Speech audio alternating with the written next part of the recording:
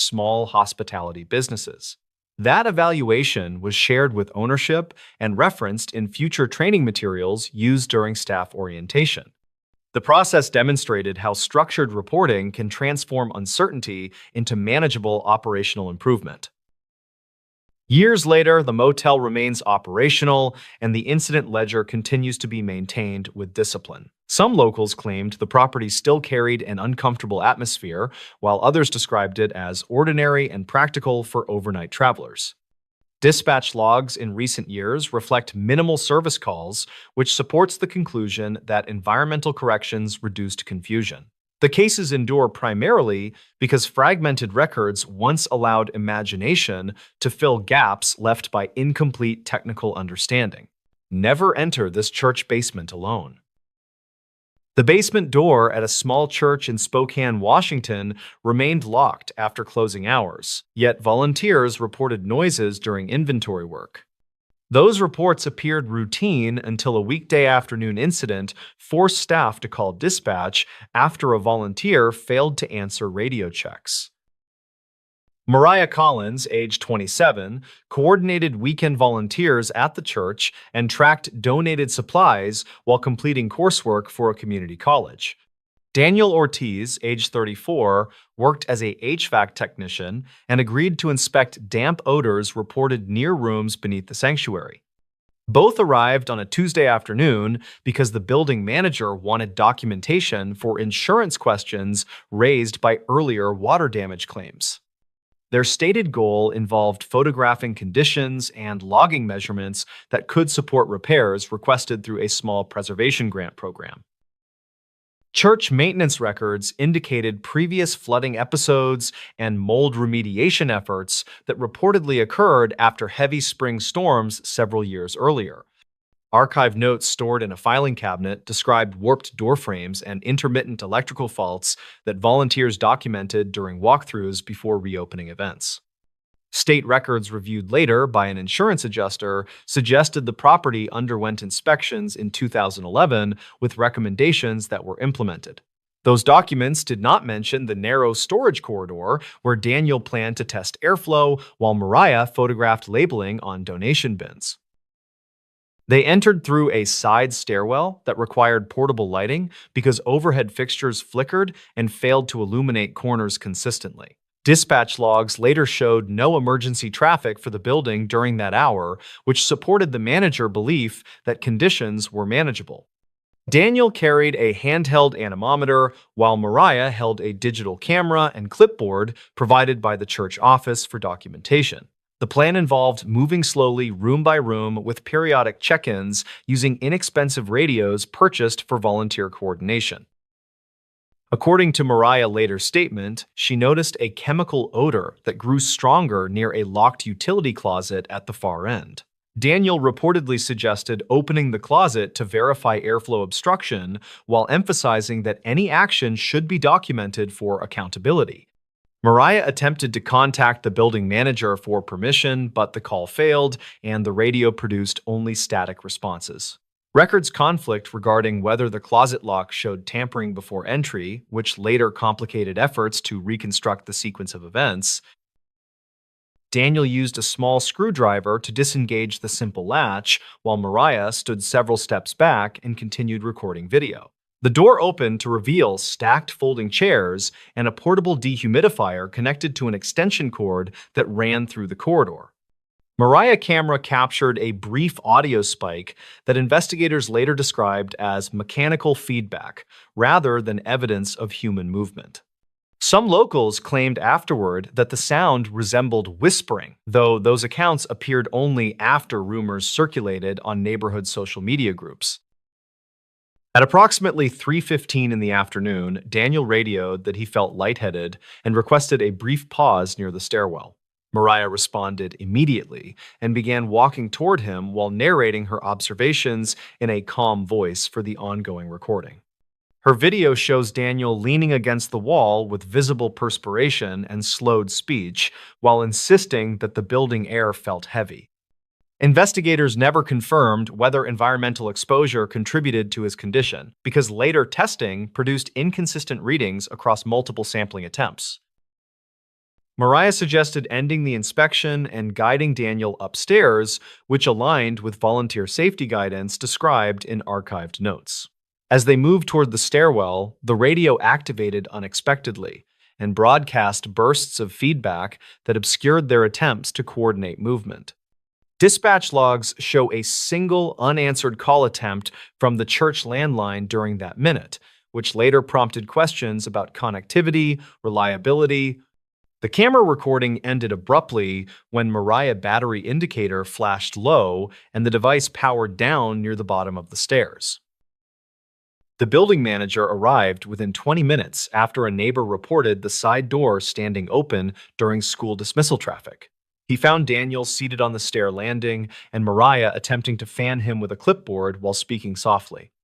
Emergency medical technicians evaluated Daniel on site and determined that transport was unnecessary based on stable vitals and improving symptoms.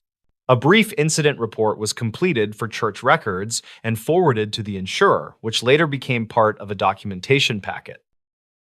During a subsequent review, an adjuster referenced a county file from 2009 that mentioned unauthorized storage by a former tenant. That file described disposal of solvents and cleaning agents under supervision, though investigators never confirmed whether residues persisted within wall cavities. Records conflict about the timing of those activities because church leadership changed hands several times, and older documentation was reportedly misplaced. Mariah provided her partial video and written notes to the insurer, which later circulated among contractors evaluating remediation options. Daniel scheduled a follow-up appointment with his primary care physician, who documented dehydration and recommended rest after reviewing the incident timeline. He returned to work the next week and reported no ongoing symptoms, which influenced the insurer decision to close the medical portion. Mariah continued volunteering, but requested that future inspections include professional monitors and clearer procedures for communication during basement activities. Her request was added to the safety plan and approved by the board during a routine meeting held the following month. Despite the administrative resolution, the incident attracted attention after a volunteer mentioned the event to friends who shared speculation online.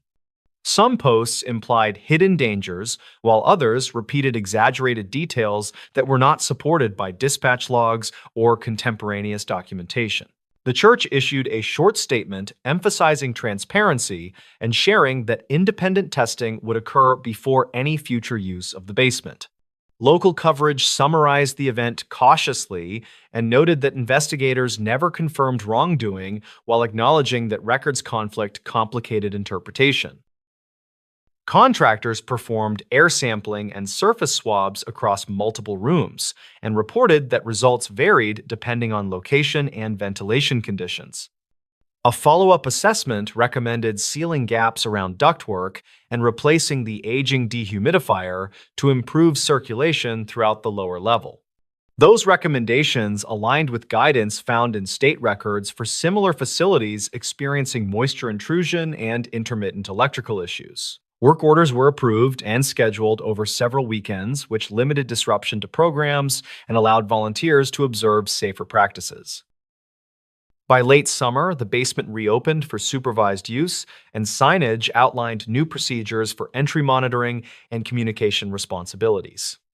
Mariah assisted with training sessions and demonstrated how to document conditions using standardized forms that improved consistency across volunteer teams.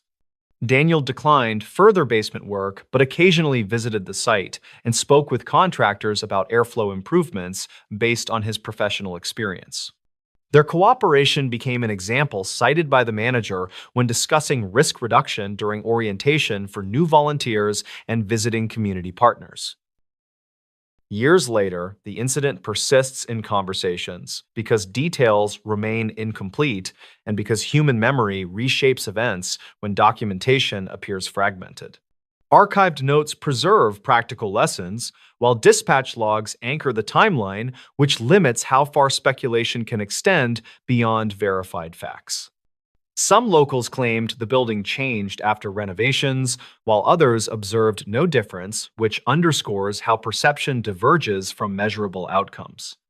The church continues its work with quiet consistency, and the basement remains accessible under procedures designed to prevent uncertainty from overshadowing service. The strange truth about this hospital wing. Staff at a mid-sized hospital in northern Illinois quietly avoided one hallway, although official maps still listed it as active. They never claimed anything supernatural, only that records surrounding the wing never seemed to agree. New employees usually learned the pattern by noticing how often supervisors redirected patients elsewhere. No one explained why in full. The hospital sat outside Rockford, Illinois, serving several surrounding rural counties with trauma and long-term care services. Its East Wing was added in the 1980s to expand recovery capacity after a regional population increase. State records described it as operational, yet archived notes listed multiple unexplained closures. County file from 2009 referenced administrative inconsistencies without further clarification. Nora Feldman was 32, a respiratory therapist assigned rotating night shifts across all patient floors. Her goal was simple: gain experience, maintain stability, and transfer closer to family within 2 years. Nora followed protocols carefully and rarely questioned departmental decisions. Her dispatch logs later placed her repeatedly near the East Wing nursing station. Jacob Reed was 41, a hospital maintenance supervisor responsible for infrastructure inspections and safety compliance. He focused on electrical systems, ventilation flow, and structural vibration reports. Jacob trusted documentation more than rumors, yet he often noticed mismatched dates on repair tickets. He kept copies of those tickets inside a personal folder. The third individual was Clara Jennings, 26, a medical records assistant tasked with digital archiving. Her responsibility involved transferring paper charts into long-term electronic storage. Clara spent hours reviewing admissions, discharges, and interdepartmental transfers. She began noticing repeated gaps in East Wing patient files. Official floor plans showed the East Wing contained 12 recovery rooms, 1 supply station, and a physical therapy area. However, modern patient databases listed only 7 rooms as active. Investigators later noted that historical updates never explained the reduction. Records conflict about when the other rooms were removed from use. Nora first realized something felt wrong when she attempted to deliver oxygen equipment to room 12. The hallway lighting dimmed gradually, despite full power indicators on the panel. Her access badge opened the door, yet the room inside was completely empty. She reported the condition to her supervisor, who reportedly advised her to move on. Jacob inspected the same room the following morning and found nothing structurally unusual. Ventilation worked, outlets were active, and walls showed no sign of water damage. Yet his work order system listed the room as permanently offline. He could not find any authorization explaining that status. Clara later searched for patient records associated with that room number. The database returned several partial files, all missing discharge summaries. Some entries ended abruptly, while others redirected to unrelated departments. Clara flagged the inconsistencies for later review. Hospital administrators reportedly attributed the irregularities to early digital conversion errors. They stated older paper files had been lost during prior renovations. Archive notes from 2011, however, suggested multiple audits had already addressed that claim. No formal correction followed those audits. Nora continued passing the hallway during night rounds and noticed temperature changes near the closed rooms.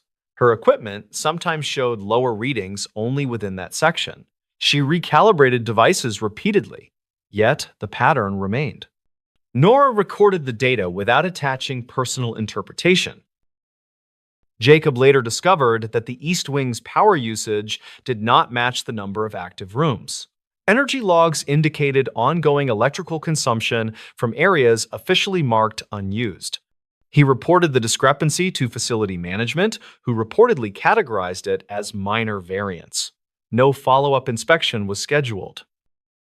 Clara found a patient admission file dated 2014 that referenced physical therapy sessions in room 10. According to current maps, that room no longer existed. The therapist's signature appeared legitimate, yet the department denied recent use of the space. Clara saved a copy of the record. Some locals claimed the East Wing had once been a temporary isolation area during a regional outbreak. Others insisted it served as overflow for critical care during winter emergencies. Investigators never confirmed either explanation. Records conflict regarding the wing's original specialized purpose. Nora overheard two senior nurses quietly discussing earlier patient transfers. They reportedly mentioned individuals moved suddenly without standard discharge procedures. When Nora asked about those comments, the conversation ended. She documented the moment only as incomplete testimony. Jacob reviewed archived maintenance blueprints showing hidden access panels behind several walls. Those panels did not appear on modern renovation plans. He requested clarification from engineering consultants who could not locate matching documentation. Jacob stored the blueprints in his personal records. Clara Cross referenced admission numbers and discovered several duplicated patient identifiers. Each duplicate pointed to different outcome categories.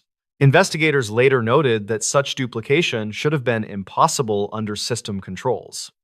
The hospital attributed it to legacy software overlap. The first external audit occurred after a patient family requested a transfer history explanation. Their relatives' file listed treatment locations that no longer matched existing departments. Hospital representatives provided a simplified summary without addressing those discrepancies. The family reportedly accepted the explanation without further complaint. Nora later encountered a locked supply cart positioned in the unused hallway.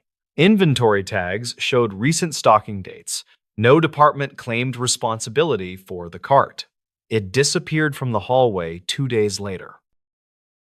Jacob noticed that security cameras covering the East Wing sometimes restarted without logged maintenance events. Video gaps appeared at irregular intervals. Security staff attributed the issue to routine system refresh cycles. Jacob recorded the times for comparison. Clara discovered one archived memo describing a temporary administrative boundary inside the East Wing. The memo lacked signatures and referenced no follow-up actions.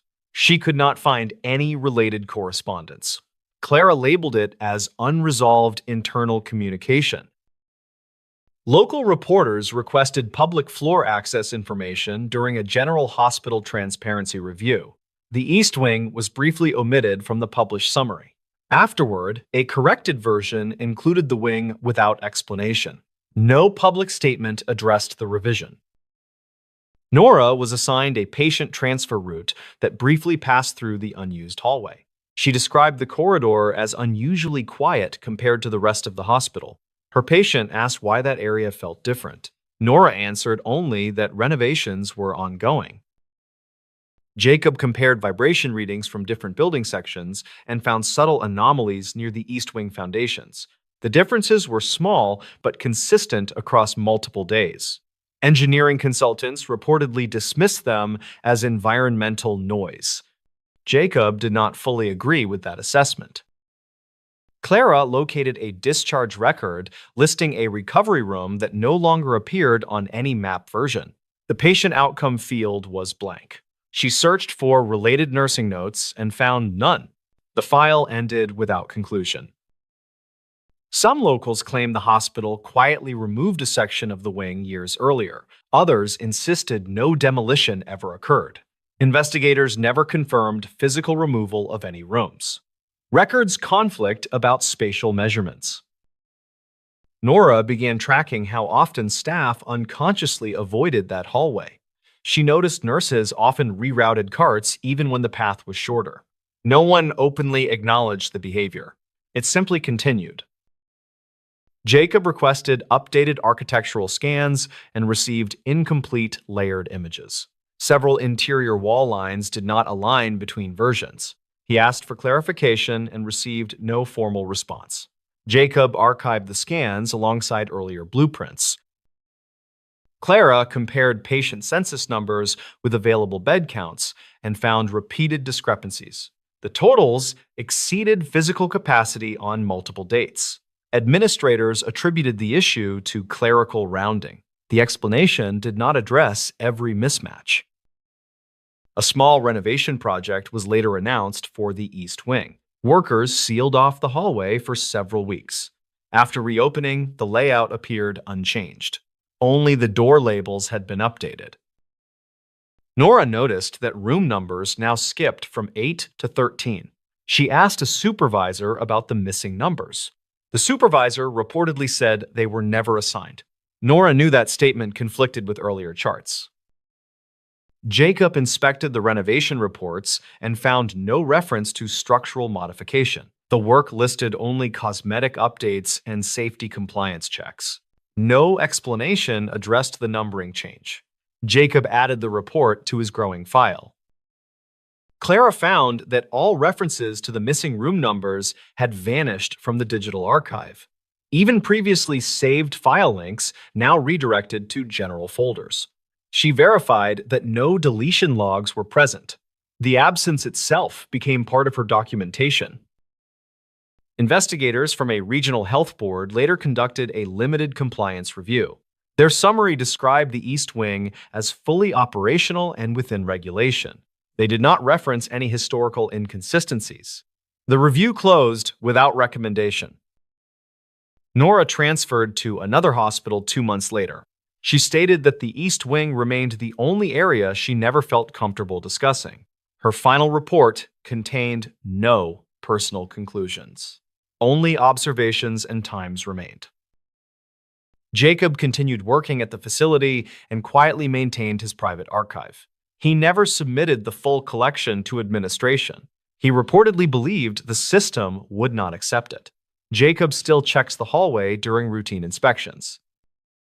Clara completed her contract and moved into a different records department. She kept copies of several unresolved files. She never claimed they proved wrongdoing. She only said they never matched each other. Today, the hospital's East Wing appears ordinary to visitors. Patients pass the hallway without noticing anything unusual. Staff continue daily routines without comment. Official maps remain unchanged. Some locals claimed the wing once held information that could not be fully reconciled. Investigators never confirmed any concealed activity or deliberate removal. Records conflict, documentation shifts, and responsibility remains unclear. The hallway still exists, quietly waiting for consistent explanation. Locals warned about this coastal bridge for years. Residents in a quiet Oregon coastal town kept repeating the same warning, although visiting drivers usually laughed it away. They said the bridge looked ordinary, yet accidents followed patterns nobody could comfortably explain. Most people dismissed those stories until records began quietly contradicting every confident explanation. The bridge crossed a narrow inlet near Newport, Oregon, carrying commuters, tourists, and freight trucks between shifting tidal marshes. It was built in the 1970s, reinforced again in 2011 after corrosion damaged interior supports. State records described it as structurally sound, although archived notes mentioned recurring inspection disputes. County file from 2009 documented 3 unrelated vehicle losses during clear weather. Mark Henson was 34, a delivery contractor, driving nightly seafood shipments toward inland distributors across that crossing. He believed the stories were exaggerations created by bored residents watching traffic from nearby cafes. Mark only wanted consistent income and predictable routes, not local legends wrapped around simple steel beams. His dispatch logs later placed him on the bridge shortly after 10:41 that evening.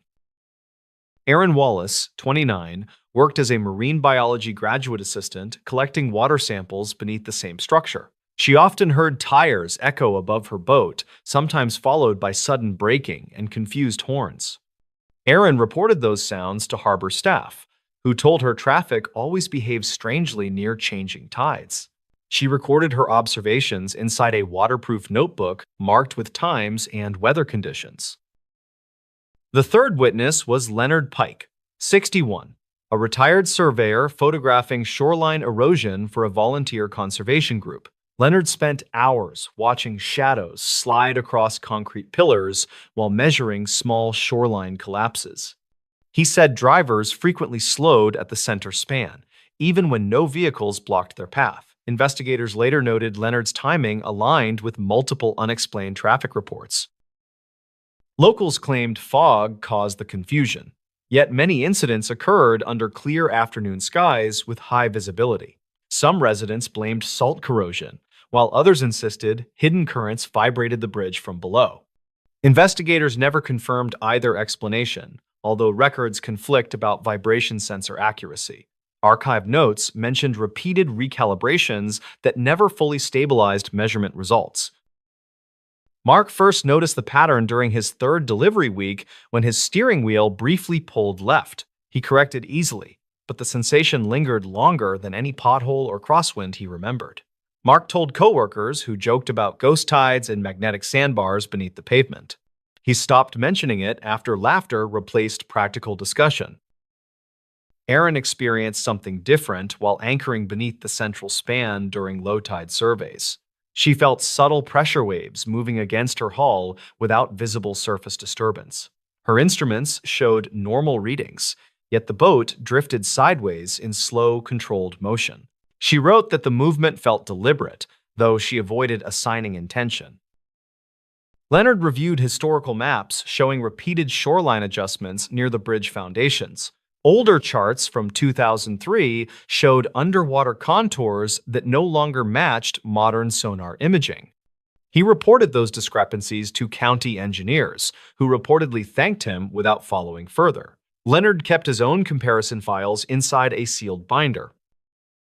The first serious accident occurred during early summer when a tourist van scraped the guardrail without braking. Passengers said the driver suddenly felt disoriented, though toxicology tests returned completely normal. The vehicle stopped inches from the drop, and everyone walked away physically unharmed. Dispatch logs recorded the driver repeating that the road briefly felt unfamiliar. State inspectors reviewed the site again, issuing another statement confirming compliance with safety standards. They replaced reflective markers and added additional lighting along the midspan. Local newspapers printed reassuring headlines, while online comments remained quietly skeptical. Some locals claimed the changes only made the bridge feel more unsettling. Mark crossed the bridge later that week during a light coastal drizzle. He reported a sensation like slowed time while the surrounding scenery continued normally. His dashboard camera showed no visual distortion, only a slight steering correction near the center. Mark finished his route without further problems, yet could not forget the moment. Erin reviewed her notes that evening, realizing several boat drift events matched Mark's crossing times. She contacted harbor administration with those correlations, although officials reportedly found no actionable conclusions. Her archived notes now contained overlapping times, tide levels, and unexplained lateral movements. She labeled the page as preliminary coincidence, not evidence. Leonard compared Erin's timing with his erosion measurements and noticed identical intervals between irregular shoreline collapses. The spacing suggested a repeating underwater shift occurring every several days. He shared his findings with a coastal geologist who advised cautious interpretation. Records conflict regarding whether that consultation continued afterward. The second accident involved a small pickup that slowly drifted into the opposing lane without visible steering input. The driver insisted his hands remain steady on the wheel, although investigators never confirmed mechanical failure. Witnesses described the truck moving as if guided, not pushed. No injuries occurred, yet the report unsettled everyone who read it. Local forums began collecting personal accounts, many describing the same directional pull near the center span. Some locals claimed the bridge reacted to tides, while others blamed unseen foundation settling. Engineers stated both theories lacked sufficient supporting measurements. Still, the comments continued appearing with disturbing consistency. Mark considered requesting a new route, but reliable coastal work paid better than inland alternatives. He promised himself he would stay alert and document anything unusual. His next crossing occurred just before sunrise, with light fog hugging the water. That trip ended with his truck safely parked, yet his hands shook afterward. Aaron reviewed sonar scans showing faint underwater displacement near one primary support column. The movement was small, but it repeated across multiple scans taken days apart. She forwarded those files to her academic supervisor, who suggested further sampling before conclusions. Aaron saved backups on 2 separate storage devices. Leonard returned to the shoreline during a storm surge and watched water wrap around the pillars differently than before. He noted changing flow angles that did not match previous tidal models. Leonard wrote that the bridge appeared to influence currents rather than merely resisting them. His notes ended with a cautious recommendation for deeper analysis. The third accident finally forced temporary closure after a sedan struck the barrier and lost a tire. The driver claimed the road surface briefly appeared narrower than usual. Investigators never confirmed visual distortion, yet archived notes recorded similar language from prior drivers. County officials ordered additional underwater inspections. Those inspections reportedly found minor foundation shifts, though not enough to explain repeated driver behavior. Engineers reinforced the affected section and reopened the bridge weeks later. New statements emphasized safety, stability, and ongoing monitoring. Local conversations, however, remained uneasy. Mark resumed his route and noticed the pulling sensation had slightly weakened. He still corrected his steering near the same midpoint location. Mark later told coworkers the bridge felt calmer, though not entirely normal. Dispatch logs recorded no further incidents from his vehicle. Erin continued her sampling and found the unusual drift patterns gradually decreasing over time. She wrote that the water now behaved closer to expected tidal models. Her final notebook entry suggested the structure might have subtly shifted back into alignment. She avoided speculating on what caused the earlier movements. Leonard reviewed his shoreline photographs months later and confirmed erosion patterns had stabilized. He concluded the coastline had reached a temporary equilibrium after prolonged disturbance. Leonard never publicly explained what he believed caused that earlier instability. He only said the bridge would always deserve careful watching. Today, the bridge remains open, carrying thousands of vehicles each month without major incidents. Tourists still photograph sunsets from nearby overlooks, unaware of the old warnings. State records list the structure as compliant, monitored, and unremarkable. Yet locals continue watching every car across the center span. Some locals claimed the danger passed, while others insisted it merely learned to hide. Investigators never confirmed any unusual forces, despite conflicting archived measurements and eyewitness accounts. Records conflict, memories fade, and explanations remain carefully incomplete. The bridge stands quietly, holding its secrets beneath steady coastal tides. Hello everyone, and welcome back to Old Man Stories. I'm aware that many of you use these videos to fall asleep. So before you doze off, I thought it would be a fun idea if each of you could leave a comment letting me know which part of the world you're listening from. Also, give a like and subscribe to the channel if you're enjoying the episodes. Okay, let's get comfortable, relax, and begin. This abandoned room was a warning. An abandoned room inside a municipal building in Topeka, Kansas, was discovered during routine maintenance, yet the conditions unsettled staff because documentation did not match reality. The space appeared sealed and forgotten. However, several indicators suggested continuity rather than neglect, which created tension among those responsible for oversight. That contradiction initiated a careful internal review conducted quietly to prevent speculation while preserving accurate records. Jordan Ellis, age 32, worked as a facilities coordinator responsible for tracking maintenance schedules across several city-owned properties and auxiliary service offices. Renee Calder, age 26, served as an administrative assistant assigned to digitize archive notes and update room inventories for annual compliance reporting. Their shared objective involved confirming that every listed space aligned with dispatch logs and inspection documentation required for external audit. The building housed multiple departments and included storage corridors that had not been actively used since restructuring reduced staff numbers years earlier. State records listed every room as cataloged with assigned purpose following an inspection completed in 2011. Those records did not explain why one door behind a filing corridor lacked identification placard while appearing structurally identical to occupied offices. Jordan noticed the discrepancy while conducting a floor-by-floor walkthrough intended to confirm insurance documentation before renewal review. The door opened without resistance and revealed a compact office containing metal desk, outdated office chair, and wall calendar frozen on the current month. He documented the scene with photographs and noted uncertainty because the corridor electrical circuit was listed as inactive within facilities diagrams. Renee reviewed digital access logs and confirmed that no authorized keycard entries were recorded for that door during the previous 6 months. She located older archived notes referencing temporary use of the room during a records overflow period more than a decade earlier. Records conflict regarding when the room was officially removed from active use because closure documentation appeared incomplete and unsigned within archived files.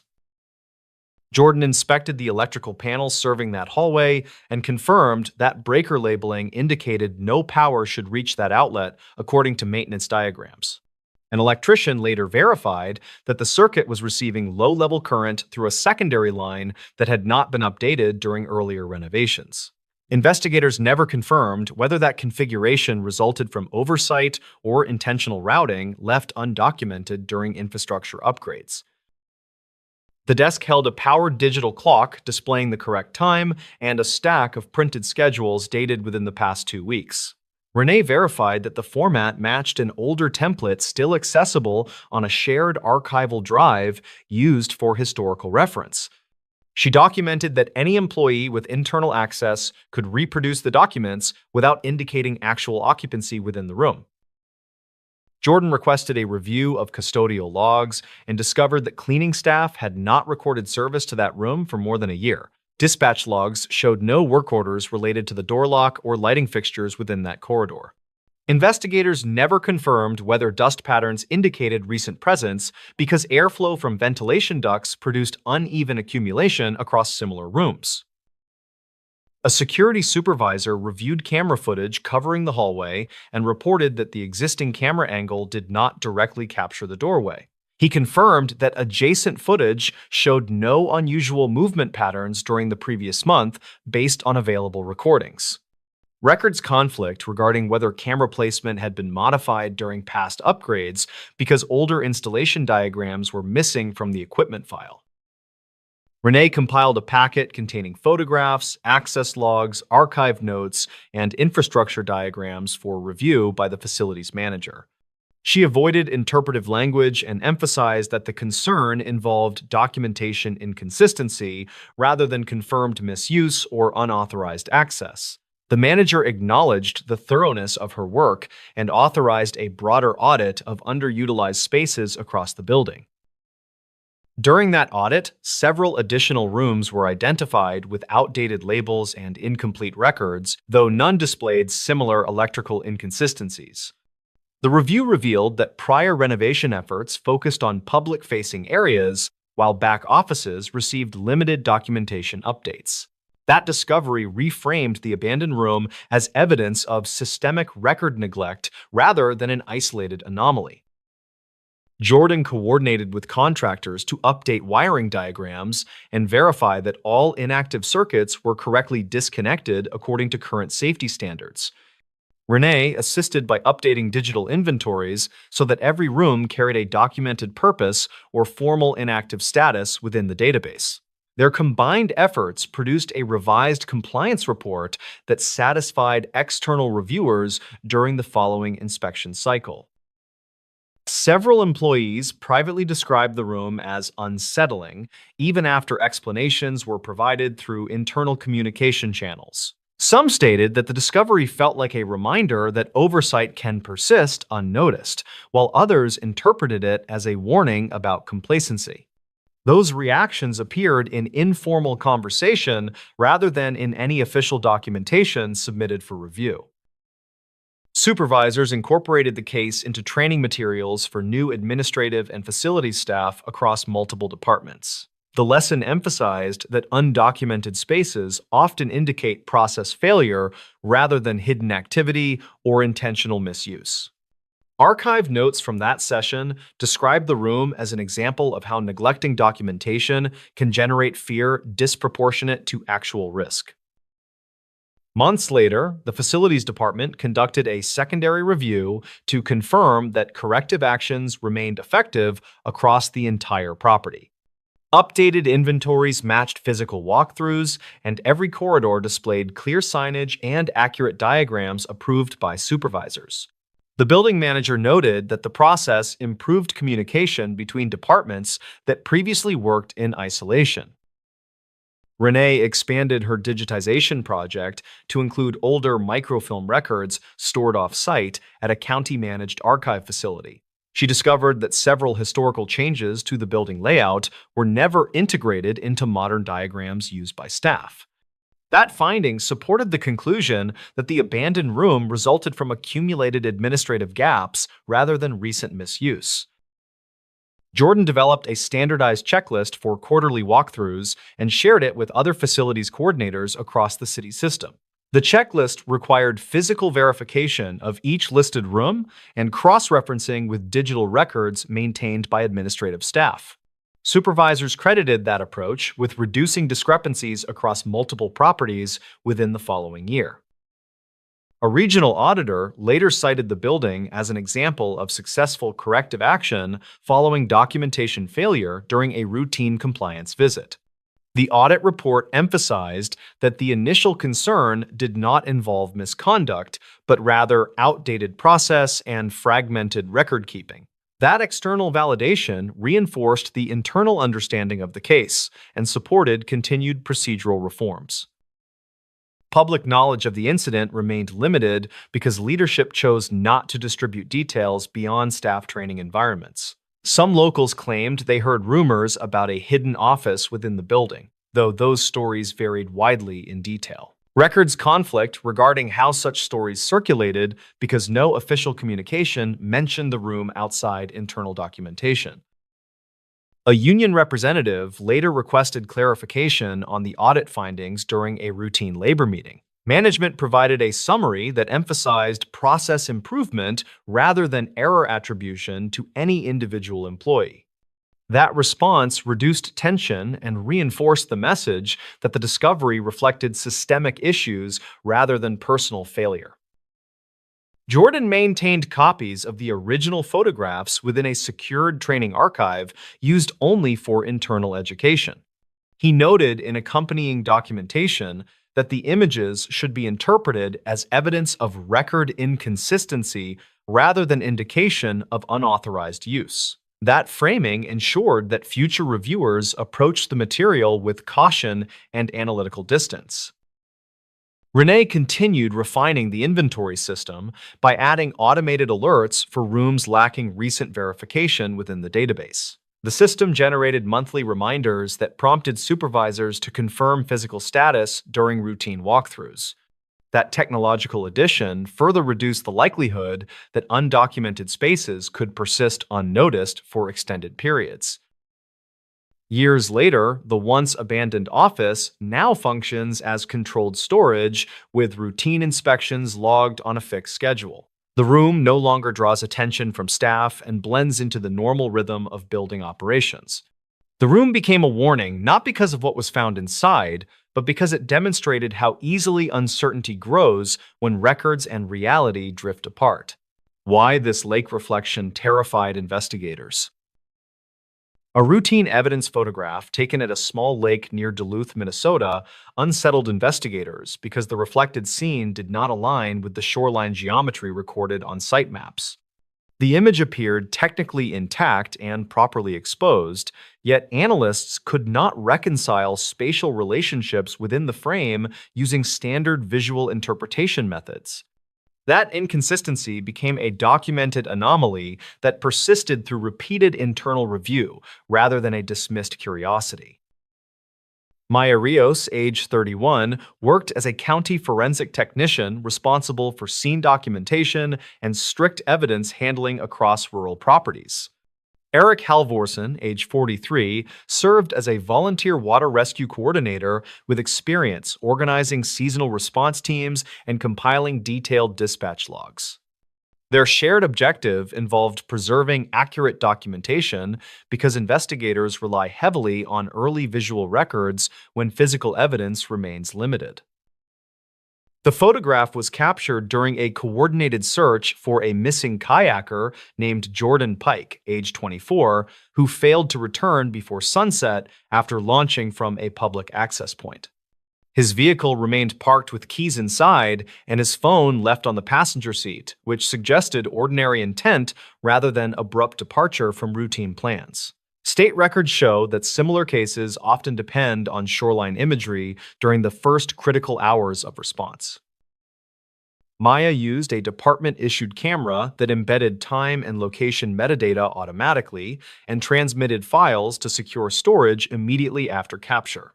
Dispatch logs confirm that the image uploaded within 2 minutes of creation, which reduced the likelihood of later modification. Digital integrity checks later verified that the file hash remained unchanged across multiple transfers and storage systems. The photograph depicted calm water with a mirror-like surface that reflected trees and sky with unusual clarity for that time of evening. Analysts noted that the reflected tree line appeared significantly higher than the physical tree line visible behind Maya's position on the shore. Investigators never confirmed whether lens curvature alone could explain the discrepancy because controlled recreations produced inconsistent results across several comparable camera models. Eric coordinated a field recreation the following week, using identical equipment and marked positions with survey tape to ensure accuracy. He documented wind speed, temperature, and light levels, while participants maintained consistent distances from the waterline. Archived notes from the exercise described partial similarity in reflection behavior, yet no configuration reproduced the pronounced vertical distortion observed in the original image. A county file from 2009 documented dredging activity near the same shoreline after sediment buildup altered boat access. Engineers reportedly adjusted underwater grading during that project, yet records conflict regarding the final contour after contractor revisions were approved. Investigators considered whether subtle underwater slope could influence reflection geometry without being apparent to casual observation above the surface. Weather data from the afternoon showed intermittent temperature inversion conditions across the lake surface, which can affect light refraction over water. A regional meteorologist reviewed the timeline and stated that mirage-like distortion reportedly occurs under specific thermal gradients. Investigators never confirmed whether that effect fully explained the image because comparable conditions during later testing produced weaker distortion. The image also contained a darker band across the reflection that some reviewers initially interpreted as movement within the water column. Pixel analysis later suggested that the band aligned with compression behavior around smooth tonal gradients rather than indicating independent motion.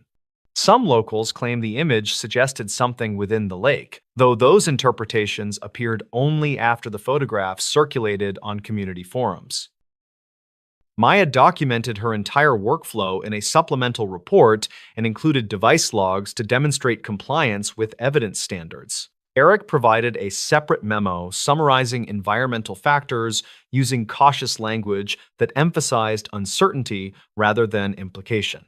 External consultants acknowledged that both records reflected careful process while noting that ambiguity remained within the visual outcome. During later review, analysts compared the image against historical shoreline photographs taken during recreational events over the previous decade. Several older images showed minor distortion under similar lighting conditions, yet none displayed the same degree of spatial mismatch between shoreline and reflection. Records conflict regarding whether camera placement differed enough to account for that variation because older metadata was incomplete. Investigators requested assistance from a university optics department that specialized in environmental light behavior. Graduate researchers reviewed the file and suggested that a combination of lens perspective, water smoothness, and atmospheric layering could theoretically create exaggerated vertical displacement. Their simulations produced approximate similarities, but still failed to reproduce the exact proportions seen in the original photograph. Eric organized a second field session months later during comparable seasonal conditions to gather additional reference images. Volunteers documented every variable, including footwear placement, tripod height, and camera angle. Despite extensive documentation, the resulting photographs displayed only mild distortion, which reinforced the perception that the original image remained an outlier rather than a reproducible phenomenon. Maya preserved every version of the file, along with contact sheets and export histories to ensure transparency in later review. She annotated her notes to clarify that the image should not be interpreted as evidence of anything beyond visual inconsistency. Archived notes show that supervisors appreciated her restraint and emphasized the importance of documenting anomalies without assigning meaning. A separate consultant reviewed the lake bathymetry maps and confirmed that the underwater slope changed abruptly near the photographed shoreline. He explained that such transitions can influence how light reflects and refracts across the surface under calm conditions. Investigators never confirmed whether that explanation resolved the issue because the model still required more extreme atmospheric conditions than were documented that day. Public interest increased after a local blogger obtained the image through an open records request and published it with speculative commentary. Community members debated interpretations, while others criticized the lack of definitive explanation. Records conflict within public discussion because technical nuance was simplified into dramatic claims that did not reflect the cautious language used in official reports. The department issued a brief statement emphasizing that the photograph represented an unresolved optical anomaly rather than evidence of unusual activity. Supervisors reiterated that the case focus remained on the missing kayaker and not on interpretation of the image. Dispatch logs confirm that no operational decisions were influenced by the photograph, beyond its use as a documentation example. Months later, the missing person investigation transitioned to long-term review due to the absence of actionable leads.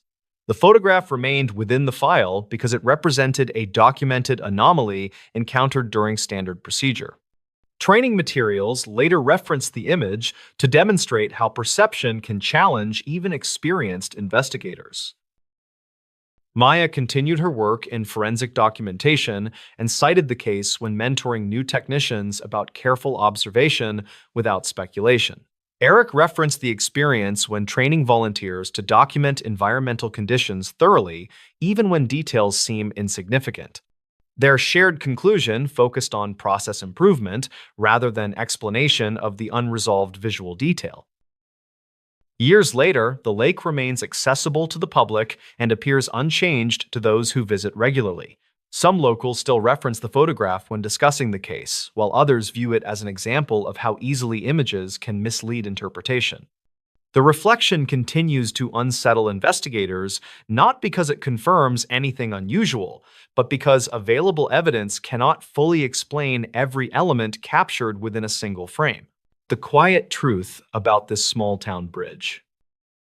The bridge in a rural town near Hannibal, Missouri, appeared unremarkable to passing drivers. Yet, subtle inconsistencies accumulated quietly within municipal records for years. Inspectors described acceptable conditions during routine visits. However, internal files revealed missing measurements and unexplained gaps that complicated long-term evaluation. That contradiction became the reason a low-profile administrative review began without public notice or community discussion. Emily Carter, age 27, worked as a county planning assistant responsible for organizing infrastructure archives during a digitization project funded through a modest state grant. Harold Finch, age 51, served as a volunteer firefighter and part-time public works helper who often assisted with seasonal inspection routines and emergency responses. Their shared goal involved preserving accurate documentation because dispatch logs and state records would guide future maintenance planning and influence eligibility for repair funding. The bridge crossed a narrow river that flooded during heavy storms, but remained calm during most months of the year. County file from 2009 listed the structure as serviceable with recommendations for surface sealing that were reportedly completed during a short maintenance closure. Those records did not explain why later inspection forms contained blank sections where routine measurements were normally recorded according to revised standards. Emily discovered the gaps while scanning paper documents stored in labeled boxes within a small municipal storage room behind the clerk office. Several forms referenced attachments that were no longer present and included signatures that could not be matched to any current employee roster. She documented each inconsistency carefully and emphasized uncertainty within her notes to avoid interpretation that could be perceived as accusation. Harold reviewed the physical structure during early evening hours and reported that deck boards felt stable under ordinary vehicle weight. He observed guardrails showing weathering consistent with age and exposure without indicating immediate structural risk or obvious material failure. His observations aligned with what residents reported during casual conversation at town meetings and local events. Dispatch logs revealed occasional calls reporting loud impact sounds on the bridge during late-night hours over several years. Officers responded to those calls and documented no visible damage or stalled vehicles during each response. Investigators never confirmed whether those sounds resulted from temperature-related expansion or vibration caused by heavy trucks traveling at higher speeds. Emily compared the call history against maintenance schedules and noticed that reports increased during weeks when inspections were postponed due to staffing shortages. She shared that pattern with the county engineer, who requested that future checks include more detailed measurement logging for consistency. Archived notes show that the recommendation was accepted, yet implementation progressed slowly because procedural changes required additional training. A retired maintenance worker named Paul Jennings, age 68, agreed to review the files after learning about the inconsistencies through informal conversation at a community center. He stated that older practices relied heavily on verbal reporting and that documentation standards changed gradually over decades. Records conflict regarding whether specific readings were ever taken because early equipment logs were not preserved beyond required retention periods. The county engineer requested that Emily compile a comprehensive index of every inspection document related to the bridge since 2000. That task required weeks of review because several folders contained overlapping material without consistent labeling or chronological order. Her index revealed that entire seasons lacked documented measurements despite references to completed inspections within summary reports. Harold accompanied the engineer during a scheduled walkthrough and observed that newer inspection tools produced readings that appeared consistent with acceptable thresholds. The engineer noted that physical evidence did not suggest hidden deterioration, yet emphasized that documentation gaps reduced confidence in long-term trend analysis. That assessment reinforced the importance of administrative clarity rather than immediate structural concern. A state review team visited the bridge during a regional audit and conducted independent measurements using updated instruments. Their preliminary report described the structure as functional while emphasizing the need for improved documentation practices across rural jurisdictions. That assessment supported the conclusion that risk perception exceeded measurable deficiency in this particular case. Emily compiled a detailed packet containing scanned reports, dispatch summaries, and her own annotations highlighting areas of uncertainty. She avoided interpretive language and focused on factual discrepancies that could be verified by independent review. Supervisors acknowledged the clarity of her work and approved a revised procedure for future inspections. Harold assisted with implementing the new checklist and trained other volunteers to record measurements consistently using standardized forms. He reported that the process increased confidence because each entry now included clear reference points and reliable timestamps. Residents observed no visible change in the bridge, yet appreciated the increased transparency shared at community meetings.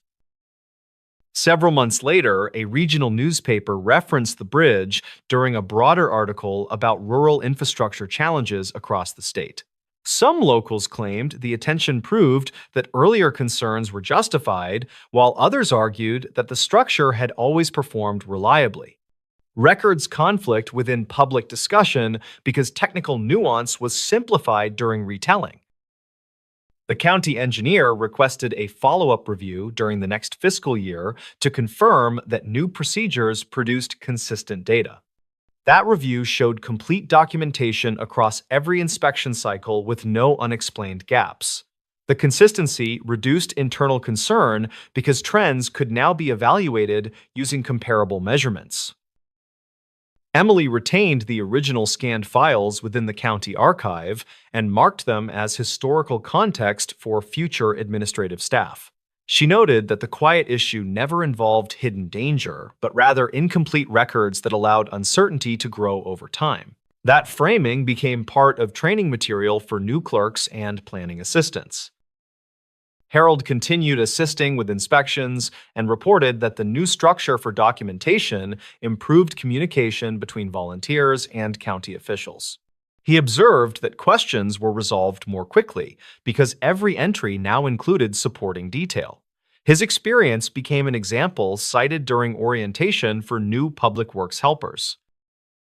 A subsequent engineering report confirmed that the bridge met safety thresholds based on consistent measurements collected under the revised protocol. The report credited improved documentation practices for making evaluation more efficient and less ambiguous. No corrective construction was ordered beyond routine maintenance already scheduled within the annual plan. Community perception gradually shifted as the story faded from local conversation and newer issues captured public attention. Some residents still referenced the period of confusion when discussing government transparency, while others barely remembered that any concern existed. The gap between those perspectives illustrated how uncertainty persists longer in memory than resolution. A visiting academic researcher later requested access to the anonymized files while studying documentation practices in small municipalities. She noted that the bridge case demonstrated how administrative weaknesses can mimic structural risk in the absence of clear data. Her observations were included in a journal article that focused on process rather than infrastructure failure. Emily reviewed the article after publication and recognized many elements drawn from her original packet. She appreciated that the case was used to illustrate procedural learning rather than to imply negligence. Supervisors cited the publication when advocating for continued funding of digitization and training programs. Harold reflected on the process during a volunteer appreciation meeting and stated that the experience changed how he viewed routine tasks. He explained that documentation once felt secondary to physical labor, yet the bridge case demonstrated that records can shape outcomes just as powerfully as tools. His comments were recorded in meeting minutes and shared with regional coordinators. Years later, the bridge continues to carry daily traffic without incident and remains unremarkable to those who cross it regularly. Some locals still reference the period of uncertainty, while others never became aware that any administrative concern existed. The quiet truth remains that the issue centered on incomplete documentation rather than on hidden structural danger. This photo from a mountain cabin still confuses investigators. A single photograph recovered from a mountain cabin near Flagstaff, Arizona, appeared ordinary at first glance, yet analysts struggled to reconcile details visible within the frame. Investigators described the image as technically intact. However, the surrounding context for its creation remained inconsistent across official documentation.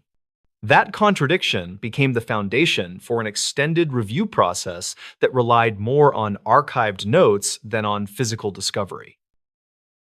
Rachel Kim, age 28, worked as a seasonal forestry technician, assigned to document storm impact across remote properties managed by the county land office. David Henson, age 35, served as a volunteer search coordinator with prior experience in wilderness first response and incident documentation. Their shared purpose involved preserving accurate evidence because dispatch logs and archived notes would determine how the emerging timeline was interpreted during later evaluation. The cabin belonged to a retired surveyor named Glenn Porter, age 63, who used the structure for occasional weekend stays during spring and early summer months. Family members reported him overdue after he failed to respond to scheduled check-ins following a planned three-day visit. His vehicle remained parked at the turnout below the access road, which suggested that arrival occurred according to his stated plan. County deputies entered the cabin after obtaining consent from family members and documented that the interior appeared orderly with no visible signs of forced entry. A kettle rested cold on the stove, and packaged food supplies showed no evidence of spoilage beyond expected timeframes for an unoccupied structure. State records later confirmed that the property had no history of reported incidents beyond minor weather-related damage over several decades. Rachel was assigned to photograph structural conditions for an insurance assessment and used a department-issued camera that embedded time and location data automatically. She captured wide shots of windows, flooring, and roof joints before photographing smaller details near the writing desk and shelving. One image showed a reflection in the opposite wall mirror that did not align with the visible arrangement of objects in the room. Investigators initially suspected a technical artifact and requested that Rachel provide the original file without compression or resizing. Digital analysts reviewed metadata and confirmed that the file had not been altered after capture, according to integrity verification tools. Dispatch logs confirm that Rachel transmitted the image within minutes of creation, which reduced the likelihood of later modification.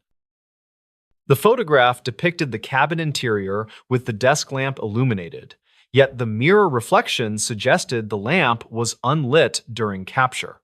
Analysts noted that shadows on the wall appeared inconsistent with the single overhead fixture that was visible within the frame. Investigators never confirmed whether multiple light sources could explain the discrepancy because subsequent testing produced variable outcomes. David coordinated a controlled recreation using identical equipment to evaluate whether lens angle or shutter behavior could produce similar effects under repeatable conditions. He documented each step using standardized forms and ensured that Rachel replicated her original position and posture as closely as possible. Archived notes from the exercise described partial similarities, however, no configuration reproduced the exact alignment observed in the original photograph. A county file from 2009 documented electrical irregularities at the property that required rewiring after lightning damage during a seasonal storm. Contractors reportedly replaced most fixtures, yet records conflict regarding whether all circuits were upgraded during that earlier repair. Investigators considered whether intermittent power fluctuation could affect exposure and reflection without indicating any external interference. Weather data for the day showed heavy cloud cover and intermittent gusts that influenced ambient light entering through the small windows. Rachel documented that curtains were partially closed to reduce glare, while she completed her photographic survey inside the cabin. Analysts tested whether shifting exterior light could account for the conflicting shadows. However, modeling did not fully resolve the pattern. The image also contained a faint shape near the doorway that some reviewers interpreted as motion blur caused by slight camera movement. Technical staff measured pixel distortion and concluded that the pattern matched camera shake rather than independent subject motion. Some locals claimed the image suggested a presence within the cabin, though those interpretations emerged only after the photo circulated through community forums. Investigators reviewed Glenn's recent communications and found no indication of distress within his messages or scheduling notes. Reportedly, he planned to complete minor repairs and return home before the next storm system reached higher elevations. Search teams later expanded efforts across nearby trails, yet no conclusive evidence explained his absence within the surrounding terrain. Rachel provided a sworn statement describing her actions and confirmed that she heard no unusual sounds during the inspection process. David submitted his documentation packet with emphasis on uncertainty and avoided interpretive language that could bias later review by external parties. External consultants acknowledged the thoroughness of their process, while noting that technical ambiguity remained unresolved. A laboratory specializing in digital imaging reviewed the file months later and confirmed that compression artifacts did not account for the inconsistency. Their report suggested that overlapping light sources or reflective surfaces could create complex visual effects under specific conditions. Investigators never confirmed a definitive cause because recreations produced only partial alignment with the original data. Further review revealed that the cabin mirror originated from an older renovation and contained slight warping, visible only when examined under angled lighting. Technicians measured the glass surface and confirmed subtle curvature that could distort reflections depending on camera position. Records conflict regarding when the mirror was installed because receipts from earlier property maintenance were incomplete and poorly cataloged. Rachel returned to the cabin weeks later with permission to document the mirror under controlled lighting conditions for additional comparison testing. She photographed the room at varying times of day and adjusted shutter settings according to guidance provided by imaging consultants. Those additional files demonstrated distortion under certain conditions, yet still failed to replicate the exact visual relationship captured in the original image. David reviewed building orientation and confirmed that the cabin faced a direction where reflected sky brightness could fluctuate rapidly during moving cloud cover. He documented that effect using time-stamped notes and compared them against regional weather station data. That comparison suggested plausible environmental contribution. However, investigators never confirmed whether that explanation fully resolved the inconsistencies. A second consultant reviewed the metadata and confirmed that the camera clock aligned with network time when the file was transmitted. That finding reduced concern regarding timeline error, but did not address the unresolved visual elements within the frame. Archived notes reflect that reviewers agreed on process reliability while acknowledging uncertainty regarding outcome. Supervisors preserved the photograph within the official case file alongside dispatch logs, state records, and written statements from all personnel involved. They instructed that no interpretive conclusions should accompany the image when used for training or documentation. The goal involved preserving the ambiguity as a learning tool rather than presenting the photograph as evidence of any specific conclusion.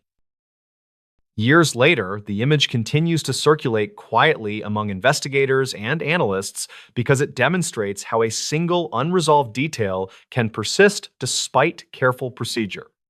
Some locals claim the photograph proves something unusual, while others accepted that technical explanations remain incomplete.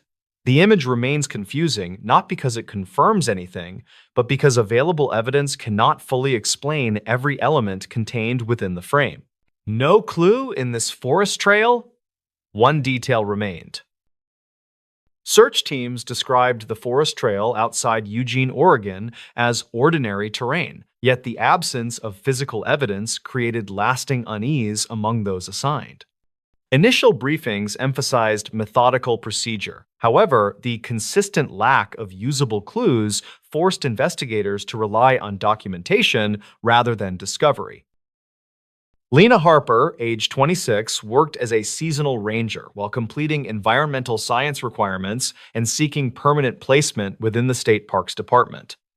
Marcus Bell, age 38, served as a volunteer search coordinator and previously worked as an emergency medical technician within a regional ambulance service. Their shared objective involved preserving accurate records because dispatch logs and archive notes would determine how resources were allocated during extended operations. The missing person report concerned Evan Cole, age 21, who planned a solo afternoon hike and told friends he would return before sunset. His vehicle remained parked at the primary trailhead with no visible disturbance, which suggested that initial travel proceeded according to plan. State records show that similar disappearances in the region typically produced scattered evidence within the first 24 hours. Early search efforts focused on established routes where foot traffic usually leaves traceable impressions across soft soil and leaf litter.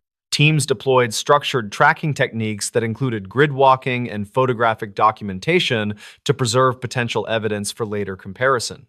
Investigators never confirmed whether early rainfall altered the ground because weather station data showed light precipitation, while some volunteers recalled dry conditions. Lena documented each segment of the trail using a handheld device that recorded time and location for every observation she logged. Her notes described fallen branches and seasonal debris that appeared consistent with ordinary use, rather than sudden disruption.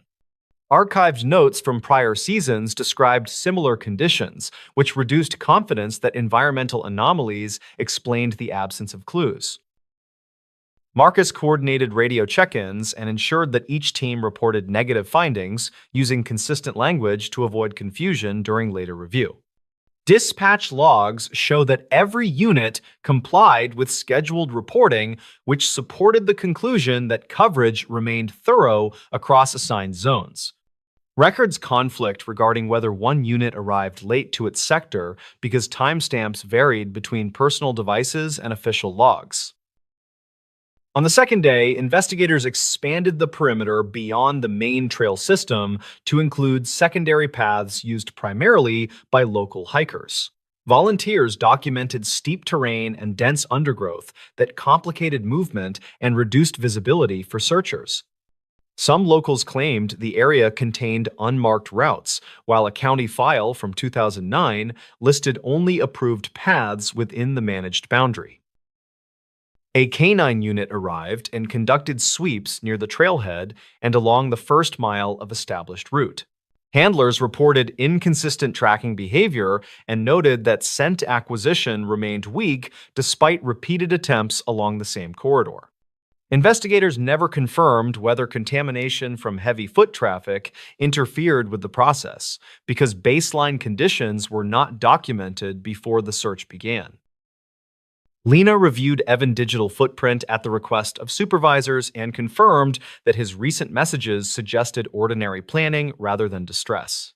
She provided that summary to the incident lead and emphasized uncertainty within her documentation to avoid interpretation. Archive notes preserved her wording, which later became important when external reviewers evaluated the timeline for decision-making. On the fourth day, Marcus noticed that one segment of trail produced fewer volunteer reports than adjacent areas despite similar assignment coverage. He reviewed dispatch logs and confirmed that teams reported presence, yet their written observations contained fewer environmental details. That discrepancy prompted a focused review of the segment rather than immediate reclassification of the area.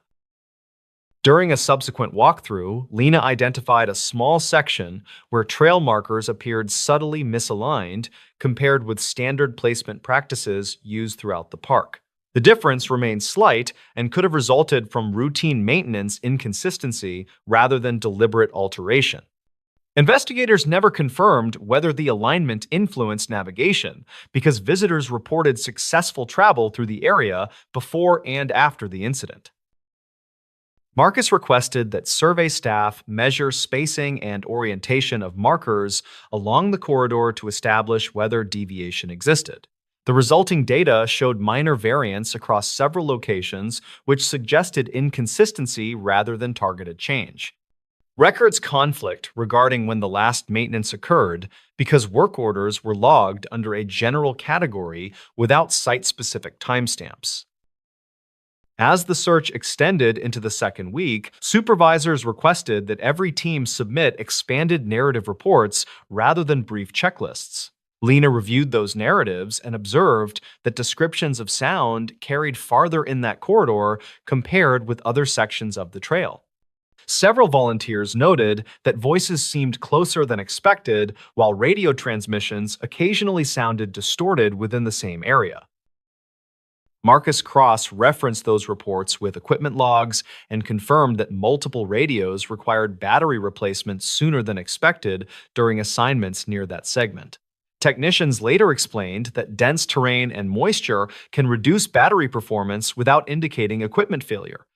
Investigators never confirmed whether those conditions influenced perception because similar terrain elsewhere did not produce identical reporting patterns. A geologist consulted during the operation reviewed maps and explained that shallow rock formations beneath the trail could reflect vibration in unusual ways. That explanation aligned with some volunteer descriptions of sound direction shifting unpredictably during patrol. Records conflict regarding whether that geological feature was mapped previously because older park surveys lacked sufficient resolution for precise analysis.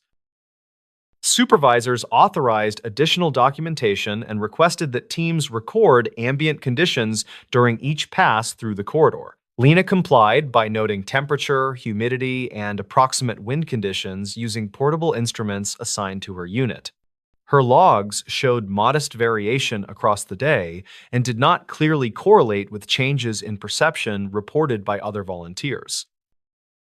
During a later review, Marcus noticed that one older marker near the segment displayed faded numbering that differed from the current system used throughout the rest of the park. He documented the marker and submitted the image with his report because the numbering style appeared consistent with older archived photographs. A county file from 2009 referenced a short-lived marker system that was replaced after visitor feedback about confusion.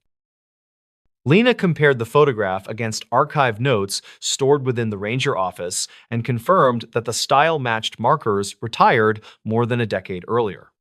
Investigators never confirmed when the marker was last inspected because routine checks documented only total counts rather than individual identifiers. That detail became the only verified inconsistency supported by physical documentation rather than perception. Supervisors instructed maintenance staff to replace the outdated marker and document all remaining identifiers along the trail system. The resulting audit identified 2 additional markers with faded numbering, though both were positioned outside the primary search corridor.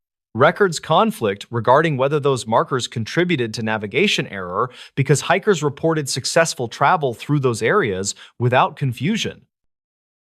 Despite the extended effort, no conclusive evidence explained Evan's disappearance, and the case eventually transitioned from active search to long-term review.